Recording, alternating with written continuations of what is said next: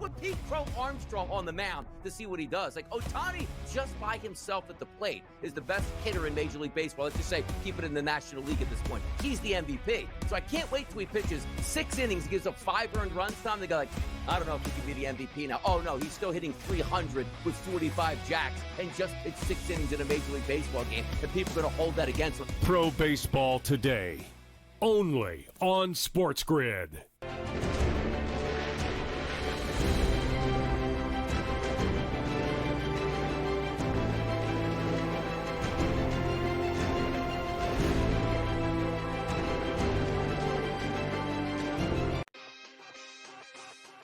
You want to take that gap year and trade LeBron James somewhere and get value, legitimate value for a 41-year-old player, LeBron James, I still think, in return. I think you have to explore that, because if LeBron wants to win a title, we've heard so much buzz for, I think, 3 or 4 years now, Kevin, about Stephen Curry and LeBron James wanting to eventually play together. This might be that moment here. If you're the Golden State Warriors, why not make that call? I think that's something to watch out for. Game time decisions, only on SportsGrid.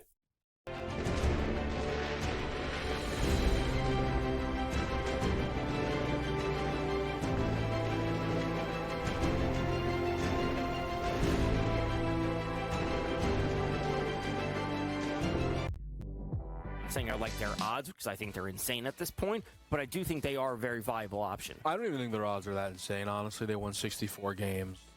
So you like this move for them?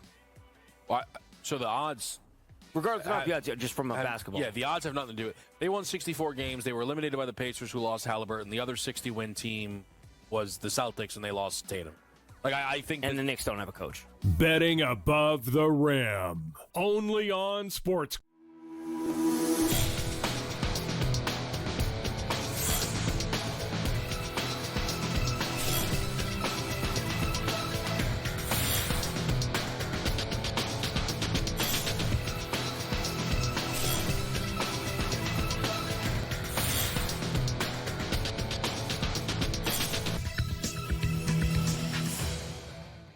Good morning. Welcome to NewsWire here on SportsGrid. I'm Craig Mish. Great to be back with you here after a long weekend here at SportsGrid. Hope you enjoyed your 4th of July holiday. We got plenty to cover here on today's show. The All-Star Game is coming up in Major League Baseball. We have recaps from all of the games coming up, of course, this week on the show. Getting ready for the week ahead with Tom Vecchio, who will join us on the program. Also, Adam Caplan, our SportsGrid NFL insider. We'll talk latest in the National Football League. Pat Evans is also with us, of course, talking some sports wagering across the country. So let's get right to it here. We're actually going to start off today with a big trade in the National Basketball Association. This involves the Los Angeles Clippers, the Miami Heat, and the Utah Jazz. So a 3-team trade, not quite as big as the Kevin Durant trade, but still 3 teams involved. Seems to me more for the Miami Heat, which basically has them in a position to acquire Norman Powell, who scored 22 points per game last season. Really good 3-point shooter. The Heat looking to replace Jimmy Butler. So the Clippers, Jazz, and Heat are involved in the deal. Powell will go to Miami, John Collins to LA, Kevin Love, Kyle Anderson, and a 2027 Clippers 2nd-round pick go to the Utah Jazz. So that indeed is the trade. Miami looking to get better this offseason. They've done virtually nothing to do so. So this will be the first step toward that. Meanwhile, the Washington Nationals, shockingly, 1 week before the first-year Major League Baseball player draft, where they have the number 1 overall pick, end up firing their general manager and their manager. Mike Rizzo is out, and so is Davey Martinez. Right now, the Nationals are looking for someone to lead the front office, and today they'll announce who their new manager is going to be. Of course, Martinez led the Nationals to their first and only World Series championship in 2019, and they won the NL East 4 times, so a bit of a surprise, although the Nationals have really been dismal this season as they look to take their next step out of a rebuild, which really did not happen here in 2025. Also, in case you missed it over the weekend, pitcher Luis Ortiz is under investigation for sports wagering. There were some egregious bets being placed on different pitches that he threw, according to some Safeguard websites. And right now he's currently under investigation. By meaning investigation, nothing guilty right now. Just basically there were a couple of pitches that Ortiz threw way outside the zone. It was very obvious for Cleveland, but correlating that to actual sports betting, kind of impossible. We have to wait for this investigation to come to fruition.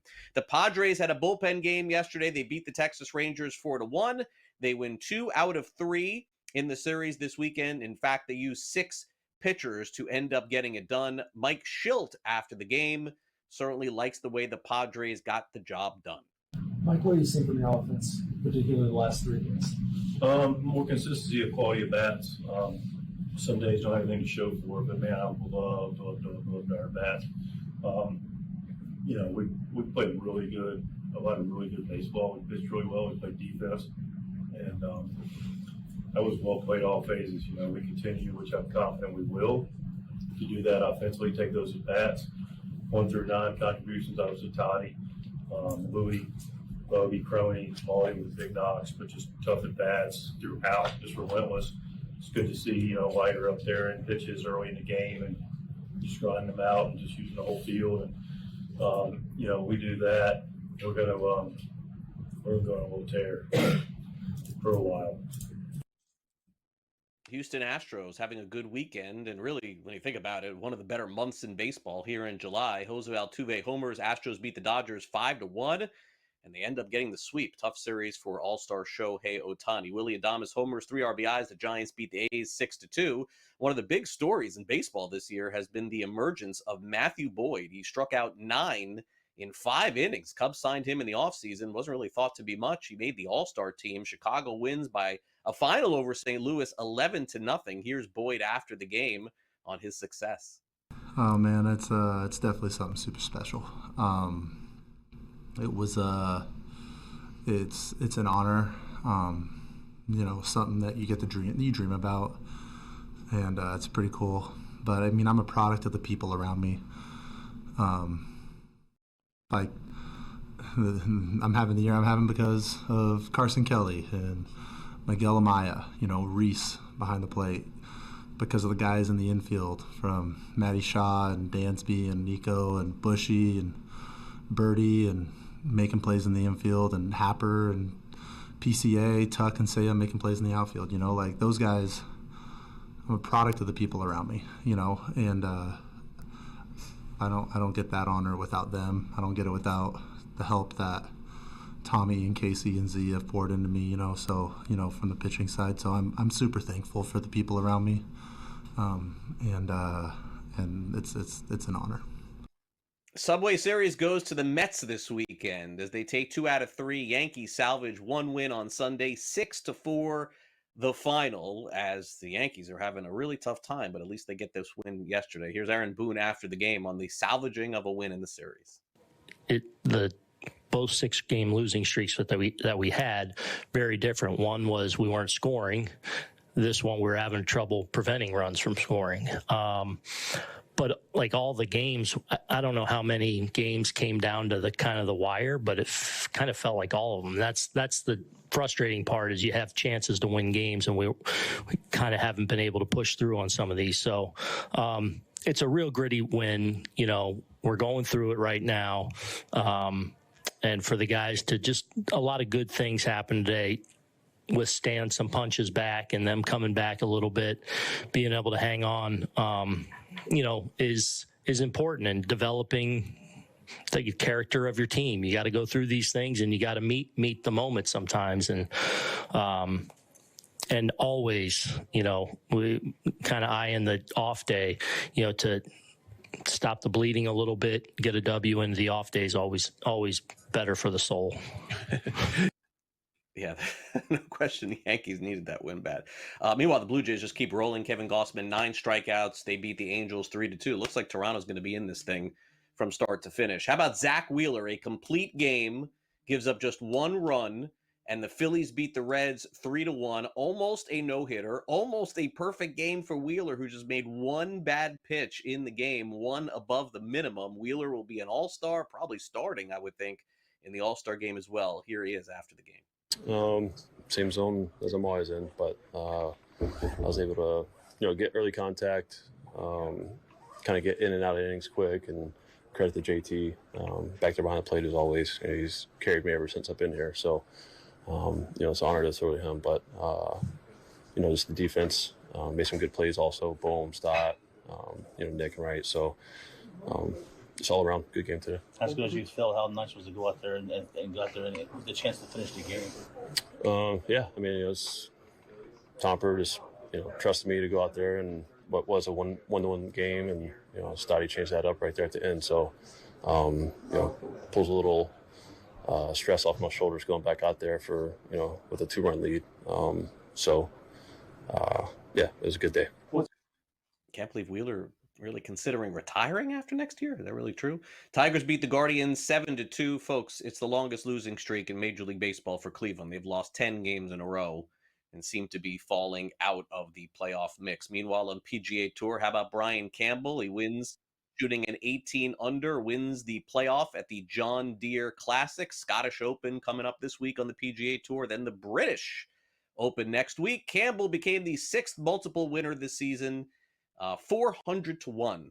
400 to 1 to win the John Deere Classic. Sort of an incredible finish for them. All right, let's do this. We'll take a quick time out here on NewsWire. When we come back next, we'll hear from Tom Vecchio on the Yankees-Mets series and also take a look at some of the Major League Baseball happenings surrounding the All-Star Game and more. And by the way, if you want to learn more about SportsGrid and how to stream our show on your tablet or phone, just download the SportsGrid app. It's available for both iOS and Android.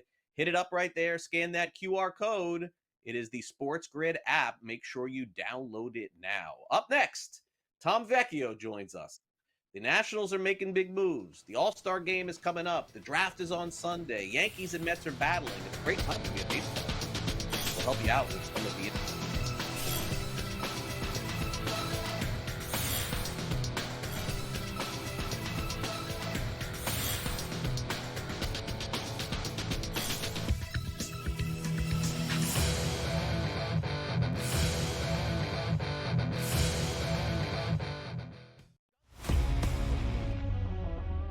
Pete Crow Armstrong on the mound to see what he does. Like, Ohtani just by himself at the plate is the best hitter in Major League Baseball. Let's just say keep it in the National League at this point. He's the MVP. So I can't wait till he pitches 6 innings, gives up 5 earned runs. Tom, they go like, I don't know if he could be the MVP now. Oh, no, he's still hitting 300 with 45 jacks and just pitched 6 innings in a Major League Baseball game. And people are going to hold that against him. Pro Baseball Today, only on SportsGrid.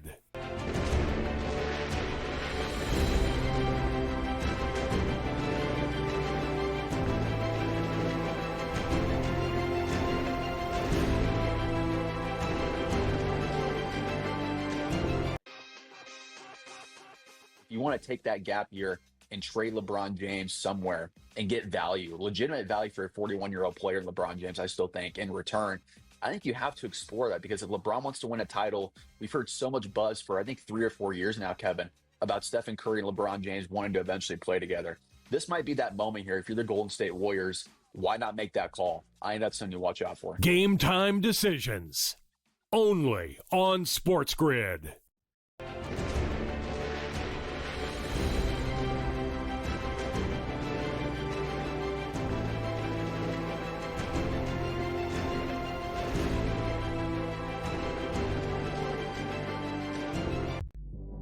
Saying I like their odds because I think they're insane at this point, but I do think they are a very viable option. I don't even think their odds are that insane, honestly. They won 64 games. So you like this move for them? Well, so the odds... Regardless of the odds, just from a basketball. Yeah, the odds have nothing to do with it. They won 64 games. They were eliminated by the Pacers, who lost Halliburton. The other 60-win team was the Celtics, and they lost Tatum. Like I think... And the Knicks don't have a coach. Betting above the rim, only on SportsGrid.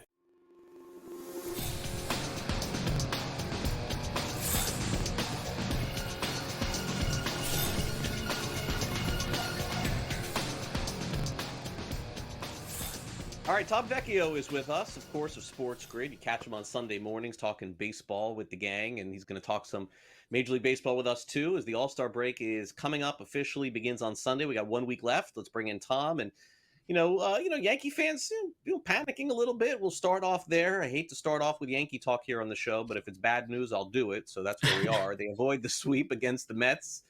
I mean, I'm just so sick and tired of just seeing Yankees fans on social media complaining and whining. Do they not remember the last 5 years of Yankees baseball? It's every year. It's for about 3 weeks. and they hit their time of the year where the bats go cold. I mean, give me a break. This is going to be over quick. It probably will. I will say I'm not one of those complainers, but because I know like it's a long season, stuff happens. Like we see the Guardians going through it. We saw the Braves at the beginning of the season.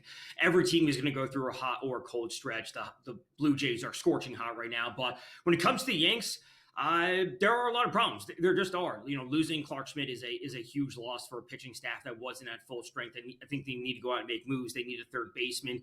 They need relief help. You know, when it comes to the Mets, like, hats off to them. They made it close yesterday, but I thought going into yesterday's game, they were just playing with house money. You have a bullpen game after you've already taken two after playing your crosstown rival. And granted, Max Fried was on the mound for the Yankees, so the Mets looked great. They're obviously in an absolute dogfight for the NL East of their own, but the Yanks have their problems, as many teams do, and they need to make a lot of moves to remedy them. I think so. And I would say right now, when you look at their win total, I mean, it's right on pace with winning the American League East. And you figure if you look at it, 90.5, it actually feels like a low number because of how bad they've been playing. That's why the number has been adjusted. But I guess the bigger question is, Tom, is that when we take a look at the standings right now, and the odds shift has moved significantly with the Blue Jays. They've gone from about 10 to 8 to 7 to 4, now plus 170 to win the division because they're playing the best baseball of anybody in the American League. Are you a believer that the Jays can win this thing? I mean, I don't think so with their current roster, but I mean, aren't they in a position to have to go for it here in a few weeks? That would be the concern for the Yankees. Right, and that's what I was talking to Ben and Donnie on the earlier line earlier is I think they need to make a move at pitching. Like, their bats are unbelievable right now, but do we really trust their pitching staff? Like, how much we can get out of Max Scherzer? You know, Eric Lauer on the mound is not a pitcher that I've always believed in. Gossman looks good. He doesn't look like his former self. Barrios is good. So they have a good pitching staff. I think they need to make one more move, maybe bring in one more bat. You know, frankly, I think if you don't have a ticket on the Blue Jays, like that ship has sailed. Like, getting them at plus 170 is way too low to take them at this point. If you have a position on them to make the playoffs, so you're going to take over their win total, which is 89.5 right now, I think that may be fine. But the AL East overall, we're just going to see these teams bouncing back and forth. The Rays were super hot. They kind of cooled off a little bit. The Orioles are playing much better as of late compared to where they were. So I don't think any one team's going to jump ahead just because all the teams are pretty good right now. I think so too. It's a good point. But, you know, again, the Blue Jays are going to have to take a bigger step. By the way, Boston's jumped back into this thing, 46-55. All right, so the National League East is going to come down, looks like, to the Mets and the Phillies. The Phillies currently holding basically a one-game lead, Tom. They're minus 190 to win the division just because they're built better right now than the Mets are. Marlins have done a great job, man. They moved up to third. The Braves have fallen back, and then we saw the Nationals clean house somewhat yesterday, Tom. And it's not going to be the last of the firings with Washington. I mean, you can only imagine when you fire the top, there's going to be a trickle down too. They're a huge disappointment to me this year. So Mets and Phillies, I mean, I like the Braves, but it's hard to buy in at this point. 11 games under 500. Yeah, the Braves, I don't know why they're continuously booked as favorites. So moving forward, I have no faith in the Braves, especially like yesterday. You are facing a sweep versus the Orioles, and you don't have Acuna and Ozuna in the lineup. Like, what are we doing? At least put your best foot forward and try to win games. When it comes to the Mets, I really think it comes down to their pitching staff. We know that, Montas is back, but doesn't look amazing. Shamania has been set back in his recovery. Senga is still out, although I saw a report, I believe he's supposed to start throwing soon. But I still think they need to make one more move at the deadline to bring in a pitcher, and that would put them in a spot to compete with the Phillies. But I still don't think they are as solid of a lineup all around compared to the Phillies. So I think the Phillies win, but doesn't necessarily mean I want to bet on them at this point. Zach Wheeler yesterday made one mistake that cost him a perfect game, a no-hitter, and everything else. I mean, early on, I saw that home run and thought, oh, maybe this isn't his day.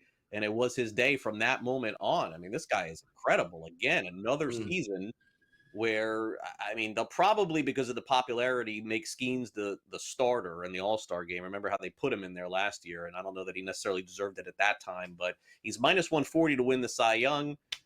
I mean, I'm here to tell you, Zach Wheeler could easily win the Cy Young Award here. He's plus 105. I think it's a two-pitcher race at this point, Tom. I do too. And, a lot of it comes down to what you value or what you could think the voters value. Because when you dig into the stats, you're saying, okay, the innings are exactly the same now. we're not going to deal with wins just because we know Skeens is going to have a ton of wins, and we've kind of seen that precedent set with DeGrom. We have the strikeouts where Wheeler's 21 ahead of him, I believe, at this point, or 20 ahead of him, and he has the same innings pitched. He has fewer walks. His whip is better. The WAR is the same if you're looking at Baseball Reference. They're both at 4.8. Like, they are essentially the same. Does it mean that I want to bet on Wheeler? No. If you have a ticket from Wheeler at 5-1 or 7-1, that is awesome. But again, it's the same thing with the Blue Jays. Like, that ship has sailed. I would not be betting on Wheeler at plus 105 at this point. I do think it will be ultimately a two-pitch race. We will see, whether it be Sanchez or Logan Webb or someone else grab a few votes here or there, but it really comes down to Skeens versus Wheeler. I really think it should be a pick 'em at this point. I don't think Skeens should be minus 140. They should both really just be at plus 100. I would agree with that at this point. All right, so let's talk about a couple of different things. The Home Run Derby, I know, Tom, that'll be the big betting event 1 week from today. I will say, history does tell me that usually they have more participants than they have right now in the Home Run Derby. I saw Pete Alonso yesterday said that he will not be doing it. They have James Wood, they have Cal Raleigh, I believe Ronald Acuna Jr. So that is 3. But Tom, they got to fill this out, right? Like, I mean, generally, I think at this point they're like waiting for like the last one.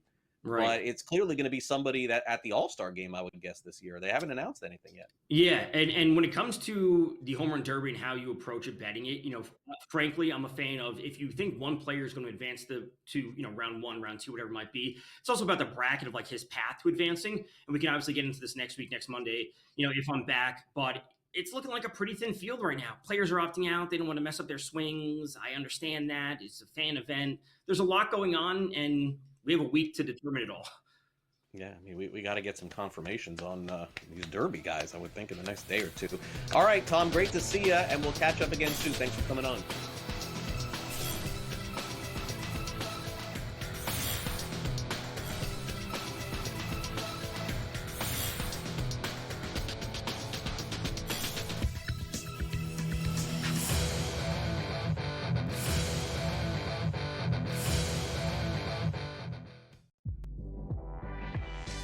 Devin Booker had to run the point when Chris Paul was hurt. And we're like, Devin Booker's a point guard. Devin Booker's not a point guard. Neither is Jalen Green. So I need to know, once you get rid of Bradley Beal, who cannot be on that team, who is the point guard? And then I think as a sixth man, I actually don't mind it with Jalen Green. Betting above the rim. Only on SportsGrid.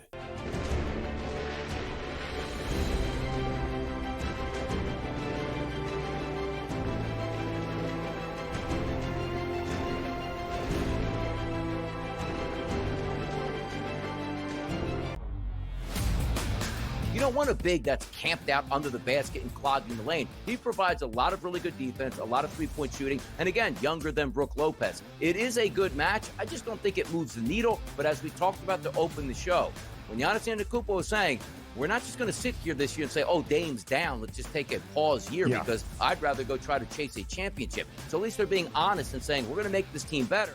The Early Line, only on SportsGrid.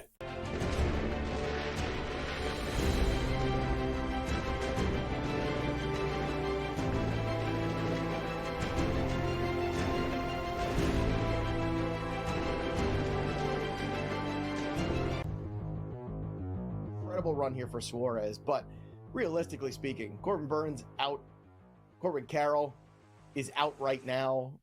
This is not a contending team, especially in that division where you've got the Dodgers and the Padres and the Giants. It's just too much to bear.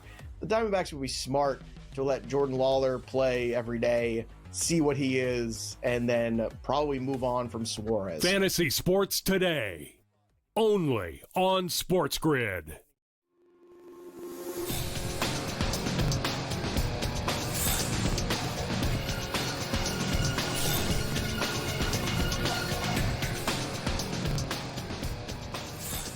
All right, welcome back to NewsWire here on SportsGrid. Adam Caplan's a week away from hitting the road. NFL training camps begin next weekend. They report, and then here at SportsGrid, it becomes football season pretty much. Let's bring in Adam in. A couple more conversations with him that we have to dance around here, the NFL, and then it gets real here. So we're going to start off today with the Pittsburgh Steelers, and certainly I've been in tune. I had my fantasy rookie draft this weekend. I took this running back Caleb Johnson. Hopefully he is good, or else I just wasted a pick here, Adam. But we'll see on that. Nobody cares about my fantasy team. They care about hearing from you. It is a huge, monstrous, momental. You just bring the biggest words out for the Steelers. This is it, right? Like this, the organization that's been running the same thing for 25 years. It is put up or shut up time for the GM, for the coach, for the players too, Adam. All right, Craig. So lots to get into here. So let me just kind of explain, because you were talking about, it's not just the last 25 years. You go back really since the start of Plan B free agency in 1993. The Steelers, they are what we call draft and develop. They draft their players, they develop them, they try to re-sign them, or if they're not happy with them, or there's some kind of issue like with George Pickens, they don't want to extend his contract, they trade him. They would rarely get involved in free agency until this year. Now, I know people are pointing to Aaron Rodgers and they're going for it. I think it's kind of independent of that. Let me give an example. So we talked about trading George Pickens. Well, they acquired DK Metcalf, okay? Over $33 million per season. He's going to make $35 million in cash this season. Okay, that's un-Steeler-like. We mentioned Aaron Rodgers. You're only going to make under $14 million, and this is a one-year stopgap quarterback situation. They were not, as I understood it, they weren't super happy with this draft in terms of the quarterback position. But then you look at defense. Jalen Ramsey, who's going to make just under, Craig, $20 million this season. Darius Slay, $10 million on a one-year deal. And remember, Ramsey signed through 2028. So their cash spend, cash is king in the National Football League. Their cash spend is way up for free agency. This, Craig, is not like the Steelers' business. Now, you mentioned Omar Khan, the general manager, who took over for Kevin Colbert after the 22 season. Omar used to do their contracts. So he knows kind of what cash spend and what the cap looks like. And I know there's been some sort of movement, like try to be more aggressive within their football operations. And when you really look at it, there are a bunch of people who used to work for the Eagles, namely Andy Weidel, Omar's right-hand man, who's now their assistant general manager, who's a high-ranking official with the Eagles in personnel under Howie Roseman. And anyone who works for Howie knows you're going to be aggressive. You're going to spend money. And Craig, you know this from covering Major League Baseball for many years and having an eye on the NFL. You're not going to get every draft pick right. Sometimes you got to get involved with free agency with the right players. Yeah, no, I think that's a great point. Adam, it's sort of funny. And, I don't think the NFL GMs would admit this, or even Major League Baseball GMs too, Adam, but it's not a correlation to sports wagering. I don't want to say that because that's not true. But the similarities in running teams and hitting above 50% of your transactions, drafts, and everything else, Adam, you're winning. I mean, these are human beings that you're betting on in sports and in life too. And so the Steelers, I got to say, in the last, what would you say, Adam, 5 years, all of a sudden are not hitting that 50% mark anymore. It's like the first time in their history. And so they got to change it up. Right. They do well in free agency, but here's the problem. They're not hitting home runs. And the problem with that is when you don't do that, you want to not going deep in the playoffs. The Steelers, Craig, this is hard to believe. They've not won a playoff game since 2016. And they're going for it here, no doubt, but they're spending money. It's not just putting players around Rodgers, because remember, they just added Jalen Ramsey. Now they traded Nick Fitzpatrick back to the Dolphins, which is interesting. You and I talked about this last week, but the bottom line is they've been very aggressive. And one more thing, Craig, the Steelers' money line is interesting, or their win total for the season at 8.5. It hadn't moved in 3 months. Well, it just moved last week. They were plus money. Now they're minus 105 at 8.5 wins. By the way, I went from liking the under to the over. I like the over slightly. And to win the AFC North, they're plus 550. 2 weeks ago, they're plus 650.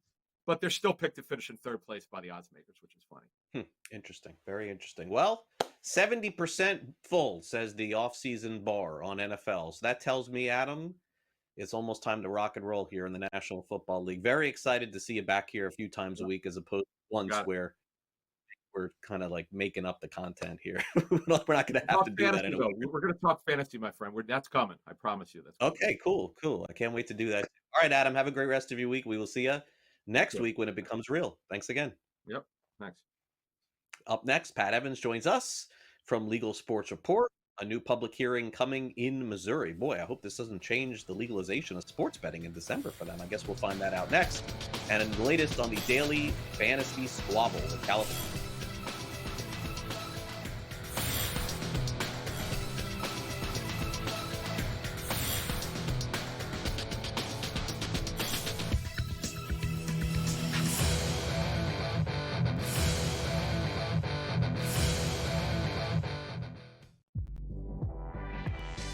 Devin Booker had to run the point when Chris Paul was hurt. And we're like, Devin Booker's a point guard. Devin Booker's not a point guard. Neither is Jalen Green. So I need to know, once you get rid of Bradley Beal, who cannot be on that team, who is the point guard? And then I think as a sixth man, I actually don't mind it with Jalen Green. Betting above the rim. Only on SportsGrid.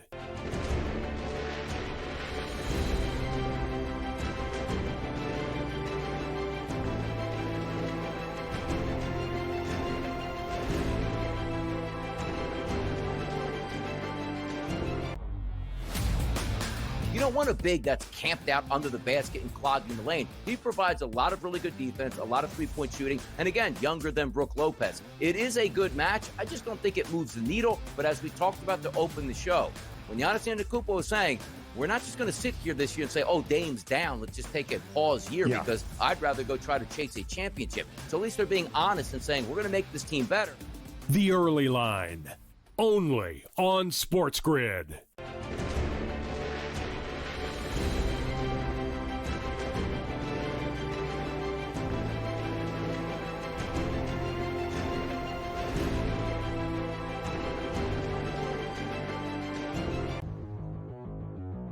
Run here for Suarez, but realistically speaking, Corbin Burns out, Corbin Carroll is out right now. This is not a contending team, especially in that division where you've got the Dodgers and the Padres and the Giants. It's just too much to bear. The Diamondbacks would be smart to let Jordan Lawler play every day, see what he is, and then probably move on from Suarez. Fantasy Sports Today. Only on SportsGrid.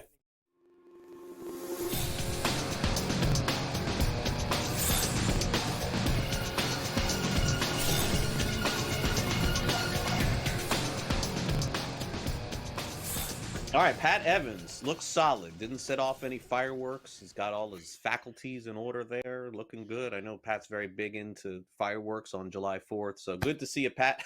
Pat's like, what? Where are you hearing this from? Pat, I make up stuff for the show to make it sound better. Okay? Have you not learned that by now? I've been doing this for years here at SportsGrid. Thanks for coming on the show. Really appreciate it. Good to see you here. Now that we've got that out of the way, a public hearing in Missouri on July 17th. I read this. I don't want to give it fully away. I know we got sports betting coming. It's like the only state this year where sports betting is coming to a new place. This is not in jeopardy at all, is it?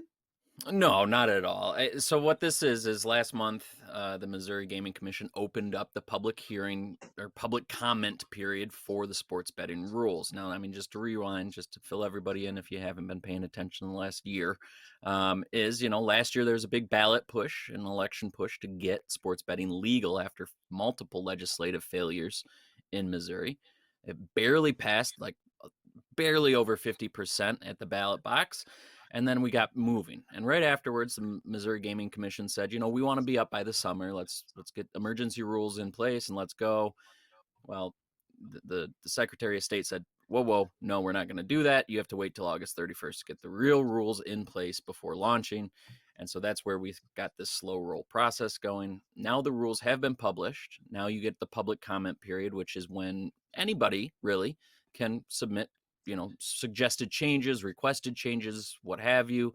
Generally, this is, suppliers and the operators, the FanDuels, DraftKings, the Fanatics of the world saying, hey, we want this rule changed. We want this tweaked. Generally it's to be more friendly to the industry for when you're reading through them. And so that's what, the period is. Those are all due on the 16th. On the 17th, there will be a public hearing, which, then they can come up and actually talk about it and say what they want and changed and whatnot. And from there, they should get finalized shortly thereafter and then go into effect August 31st. From there, we know the Missouri Gaming Commission has said a December 1st launch, which is the latest it can possibly launch by law. So it is interesting to see them put that far ahead. Also the application period is open for operators. We know there's 2 in already, DraftKings and Underdog. We know Bet365 is partnered with the Cardinals. We know BetMGM is with Century Casinos. So we know a little bit of what's going on. We don't know who and if Underdog and DraftKings are partnered. Those might be for the untethered licenses in the states, which we'll know. Those will be awarded in the middle of August, so we'll know then. Everything's just kind of fallen into line. And yes, it is taking a little bit longer than maybe initially hoped when it first passed at the ballot box in November. But we're steamrolling right towards it, and Missourians will have sports betting almost before you know it, I think, because this year's going by quickly. I will say that. It is. It is December right around the corner, December 1st, I believe. Okay, so so not only sports betting out of the mix in California, but now daily fantasy as well. I mean, not even like these prediction markets in Kalshi, like literal DFS going to leave California too. Well, I don't understand why all the pushback with this. What am I missing? Yeah, so this dates all the way back to the fall of 2023 when a senator in California asked the attorney general to look at daily fantasy sports and tell us what is really going on. And so it took almost 2 years for Attorney General Rob, I'm blanking on his name at the moment, but he came out and a huge report. You can go read the details at Legal Sports Report. It's too much to really talk about here, but he's said pretty much every form of daily fantasy sports is illegal. And yeah, it goes through every single kind of version of daily fantasy sports you could imagine. Is not just the pick'em, which probably spurred this on back in the fall of 2023. And yeah, it's him saying it's illegal. Now from there, we don't really know what's going to happen. I think there's going to be a lot of legal battles happening. We've already seen some action from underdogs, asking it for it to stop. We've seen Prize Picks change from against the house to peer-to-peer because they think that's part of the issue because, gambling in California is tribal exclusive, except that you can have card rooms that are, a pool of bets. So it's an interesting situation. And now just because he rules this illegal does not change the law. So I think that's where the thing is, there's still a lot of interpretation left. They do have to, this was a senator that requested this. So maybe that, because he's ruled it illegal, you go back and change the laws there. Who knows? It's, again, not enforceable yet, or he could, I guess, turn around and say he can try to enforce it. But right now it's not. It's in this little limbo area where we're not really sure what's happening. He just says it's illegal, but it can't change law. Again, it's going to be likely a legal battle for a long time, and we'll see what happens. And this is just another piece of an interesting couple of weeks in California. If you recall, I think it was 2 weeks ago, a language was inserted into a bill that would outlaw or ban sweepstakes casinos and sports betting, which of course we've seen lots of that happen this year. So California is an interesting market because, as you've said, there is no legal online casino. There is no legal online sports betting. And now you're seeing the lawmakers and say, you know what, let's see what's actually legal. Let's tighten this up a little bit. Let's do some due diligence.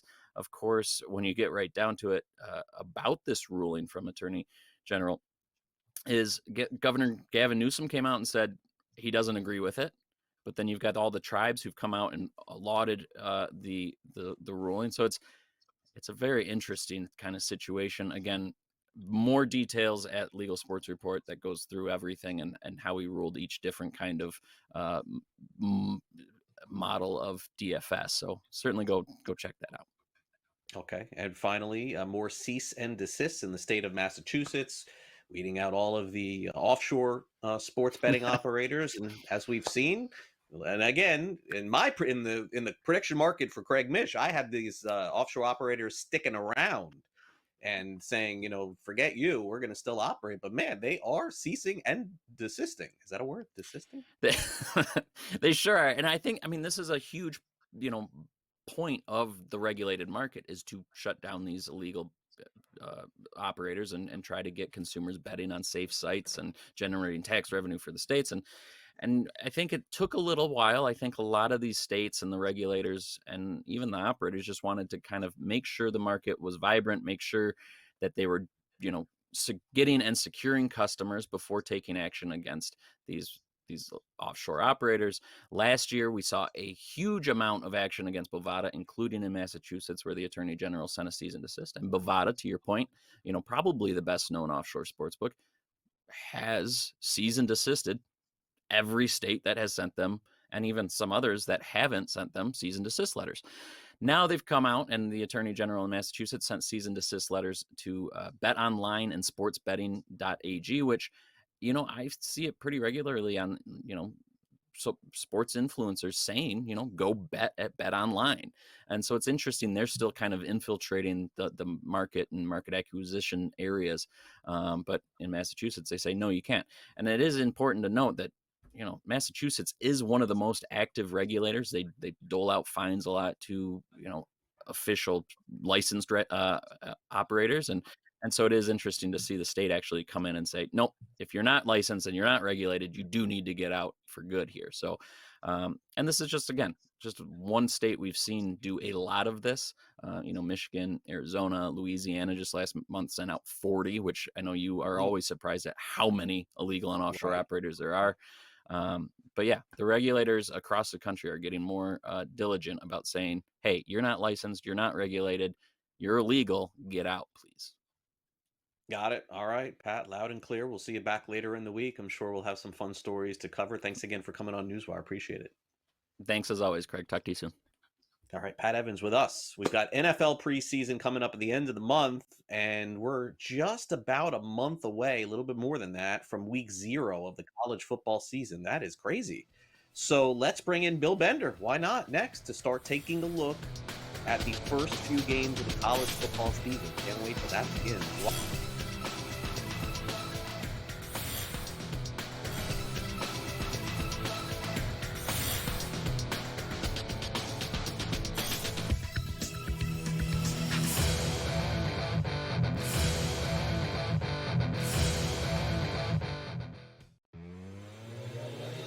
Got swept by the Marlins. You got some issues here. They're struggling. Arizona having their issues as well here. What I want to see here is Arizona take the lead. All right, and then let's attack the Diamondbacks bullpen. That bullpen is horrific. It's a dumpster fire. All right, that bullpen is that bad. Hit it a couple times over the weekend. Once they're up, hit the bullpen. That bullpen's going to blow the game. That's a great in-game bet for the against the Diamondbacks. In-game live only on SportsGrid.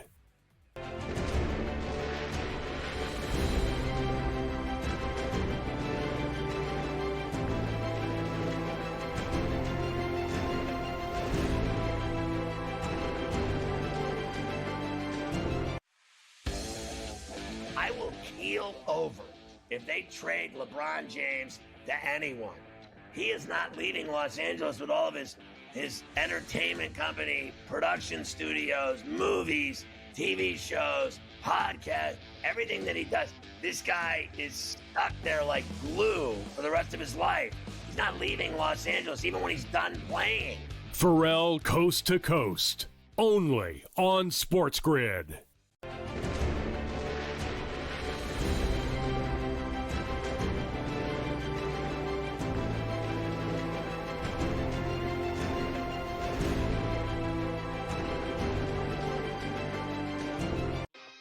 What is going on with the Pittsburgh Steelers? How about I answer your question with a question, Kev? Okay. What could possibly go wrong? I would say it's possible that you somehow, in bringing in Aaron Rodgers, which is supposed to be a win-now move, look around at your team and go, wait, Pickens, Minka Fitzpatrick, and TJ Watt aren't on it anymore? Game time decisions, only on SportsGrid.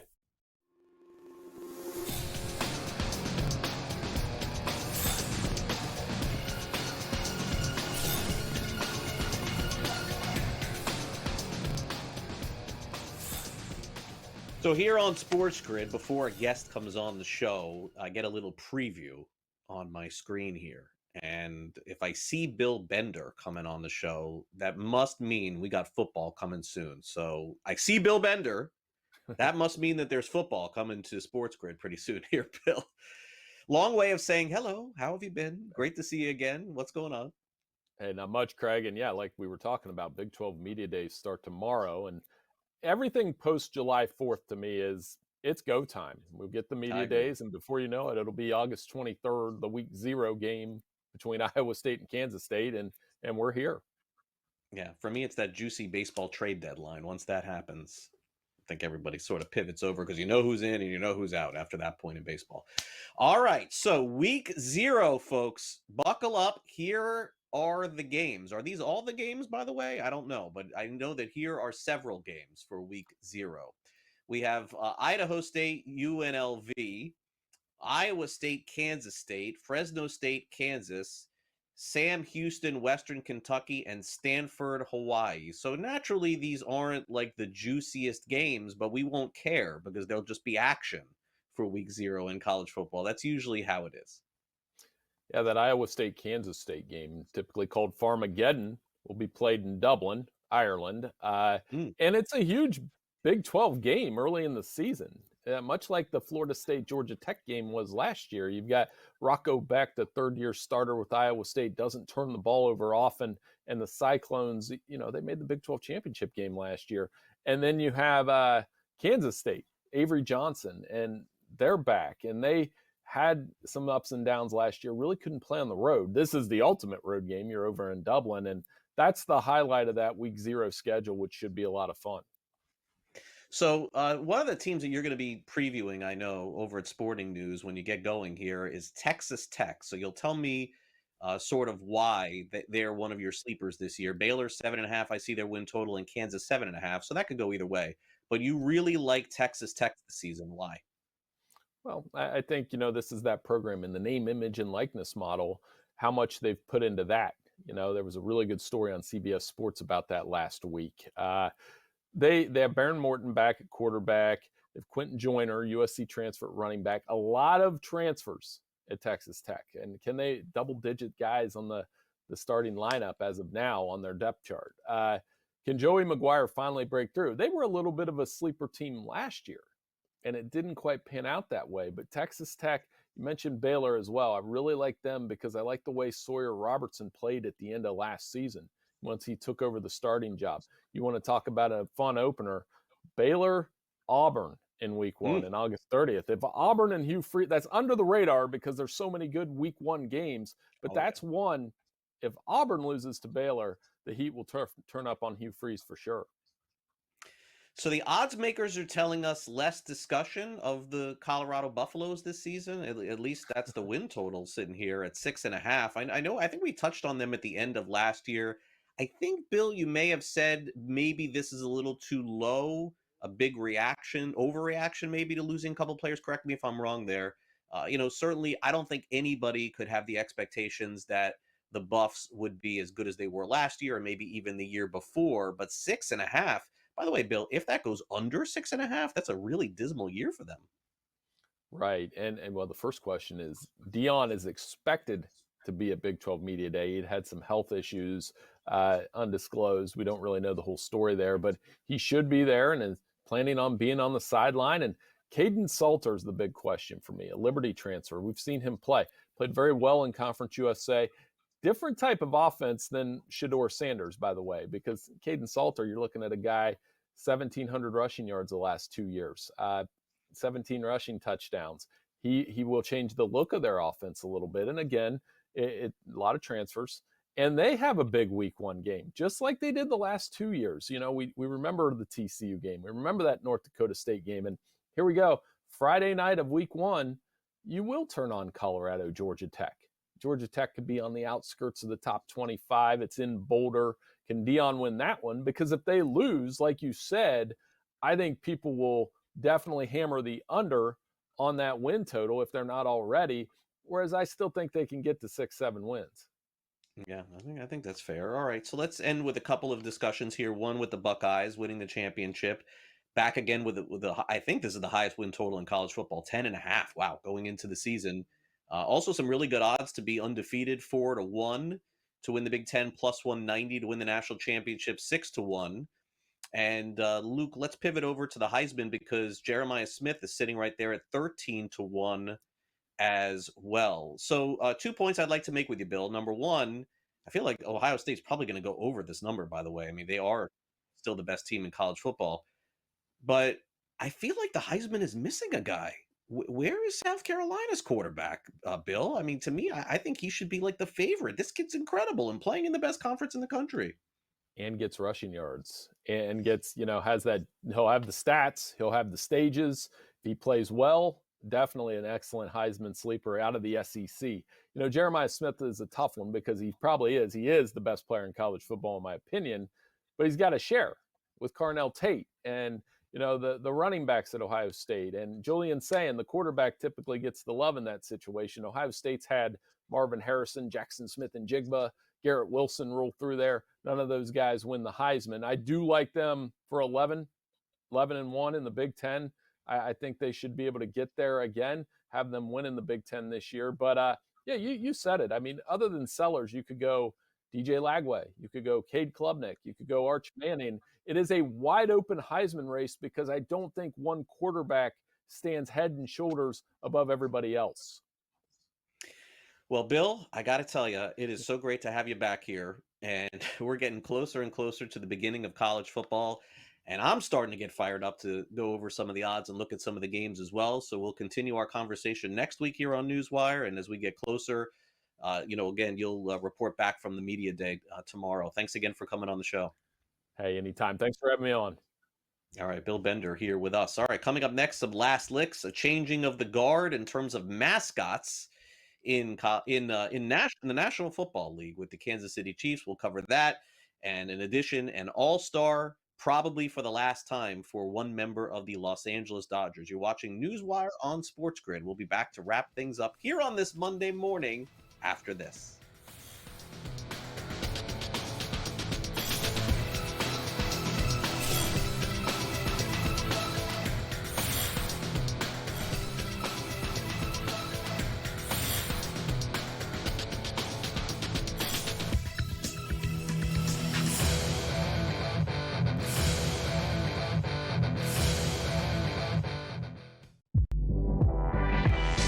Folks, there's not a deeper team in the NBA right now. And they got arguably one of the top 3 coaches. I'm going to say this right now. Houston is a legit, I'm saying this, a legit threat to win the NBA title. I'm not saying it like because they're the second favorite odds. I'm saying like in a 7-game series, I think Ime Udoka can outcoach Mark Dagnall. And they got just as much depth. Betting above the rim, only on SportsGrid.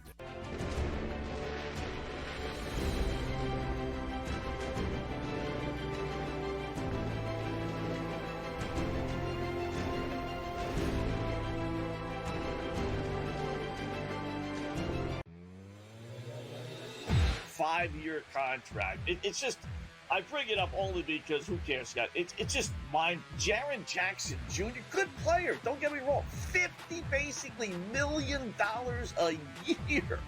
We all bitch and complain about the Juan Soto deals and the Ohtani deals, and you get guys like Jaren Jackson making $50 million a year. In-game live, only on SportsGrid.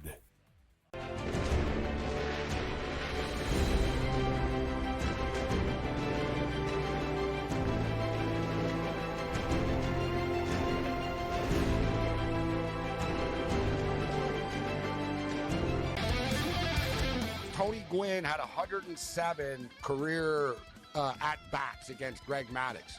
Never struck out once. Oh, that's nuts. In 107 times. 107. Cam, if you took the modern player and said, are you going to face Maddux 107 times in a row? Like Vlad Guerrero Jr. and these guys, they'd strike out like 62 times type thing. Exactly. It'd be like 80 times. It'd be like whiffing. Sports Rage tonight, only on SportsGrid.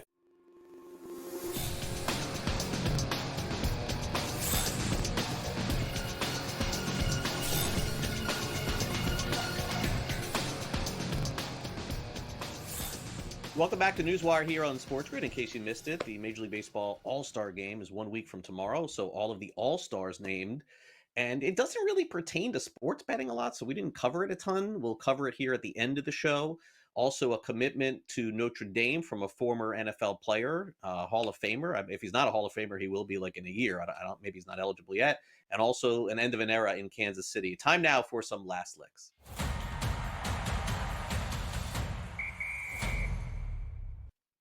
35 years in that suit. Got to be really hot when you look at that suit in August, in the preseason, in September in Kansas City, even probably in October, I would guess it's kind of hot in Kansas City as well. 35 years, 10,000 appearances. Late last week, Dan Mears, who was the mascot for the Kansas City Wolf, is retiring at the end of this month. So that means he is officially calling it quits. Let me tell you, these people who are dressed up, men and women, in the mascot suits are some of the hardest working people in sports. I've known some of them personally. During the winter, it's fine. But in the summer months, those suits are so hot. These men and women are like consistently losing 5, 10, 15 pounds for any given event in a 3 or 4 hour period.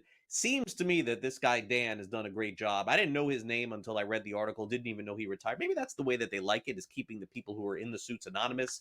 But he made over 10,000 appearances on behalf of the Chiefs, and they'll have somebody new in the suit. I don't think we'll get a name, but the Kansas City Wolf not retiring, just the person in the suit retiring. Congratulations to Dan Mears. Now, the Fighting Irish are getting some new commitments for some high school players, college football players. And the latest one in the 2026 recruiting class, again, this is an official verbal commitment. I don't think that they sign, with the new NIL deals, I don't think you really sign anything until you actually start playing. So this is the name Devin Fitzgerald. Does that ring a bell in football? Yes, Devin Fitzgerald is the son of former Pitt Panther. Why didn't he go to Pitt? Larry Fitzgerald. I don't think Larry Fitzgerald is yet in the Hall of Fame because it hasn't been 5 years, but the second that he's eligible, he's a first ballot Hall of Famer. So Devin Fitzgerald commits to Notre Dame. Also, Thomas Davis Jr. is on this team. He is the son of Thomas Davis, former linebacker in the National Football League, I believe, with the Carolina Panthers. Am I right about that? For a long time. And then Caden Finley is also on the team. He's a wide receiver. Now, this is a little bit of an obscure name if you don't watch football a lot. He is the son of Jermichael Finley, who was the tight end for the Green Bay Packers with Aaron Rodgers for several years, too. So the Fitzgerald family, the Davis family, and the Finley family all committing to play for Notre Dame in South Bend in 2026. Very cool, but also definitely makes us feel pretty old. I felt old already. Makes me feel older. Okay, so All-Star Game rosters are set. I think pretty much Major League Baseball got it right. Only name that I thought that was pretty egregious left off the list was Seiya Suzuki. I mean, you can't be leading the National League at runs driven in and having 20-something home runs and not be on the All-Star team. So what happens is naturally we argue about this and we bitch about it, and then it gets fixed over the next week because guys pull out. So Clayton Kershaw is also on the team. You may be wondering how. He was a commissioner's pick, a legends pick, it's called, for his illustrious career. My guess is Commissioner Rob Manfred reached out to Clayton Kershaw, and Kershaw said, I'm done after the year, just like Albert Pujols said he was done a couple of years ago. So Kershaw will be a legend pick, and I'm sure he'll get to actually pitch in the Midsummer Classic in Atlanta 1 week from tomorrow.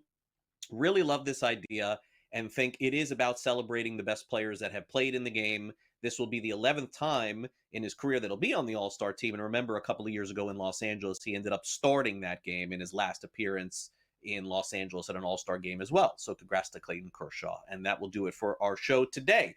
Thanks again to our guests here on the program, Tom Vecchio for coming on the show. In addition, Bill Bender and Adam Caplan and Pat Evans. Those were our guests here on the show. If you want to catch some great programming, stay tuned, because coming up next, Brian Campbell ends up winning another PGA Tour event, and so Smiley Kaufman has the latest on that. That's at noon, followed by Pharrell Coast to Coast at 3 o'clock Eastern, and then Front Office Sports takes over. Game time decisions with the latest, and yes, folks, it is basically just Major League Baseball and WNBA time, so those are the game time decisions that you have to make, followed by in-game live game day, and then Gabe wraps up our night with Sports Rage tonight.